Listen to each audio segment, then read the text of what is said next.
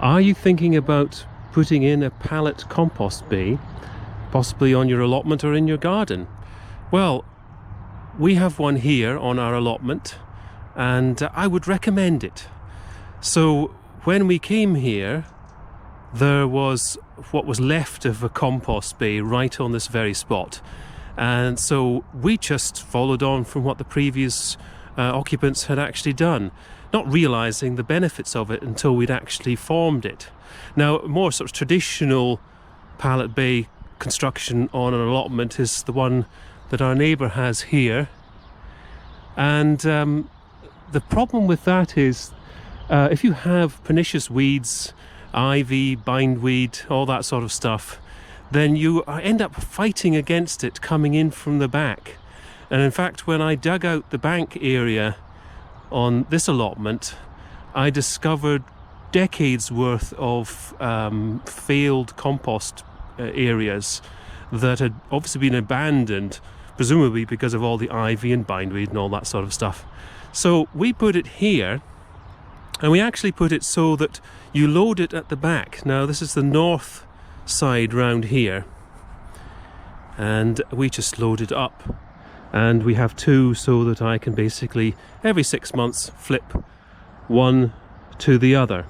Now it's lined at the base as well. Now you may have heard that the best, most nutritious, nutrient-rich soil on an allotment or a garden is the soil underneath your compost bays. Now those of you who watch Bruce of Red Gardens, he just recently did an experiment with different mediums to grow potatoes in, and he found that the best results came from using soil underneath an old compost bay. So what we've done here is we've got a south facing back, and we've planted in a peach tree, and it has absolutely loved it. It's just romped away because it's got its roots, and predominantly the main root of trees, we believe, goes north, so it's got its roots right into the heart of the runoff from the compost bays. So it's a real win-win here. Also, if you have your compost bays at the back of your site, we have rats here. They're much more likely to get in and out undisturbed from foxes than they are if you've got it out in the open.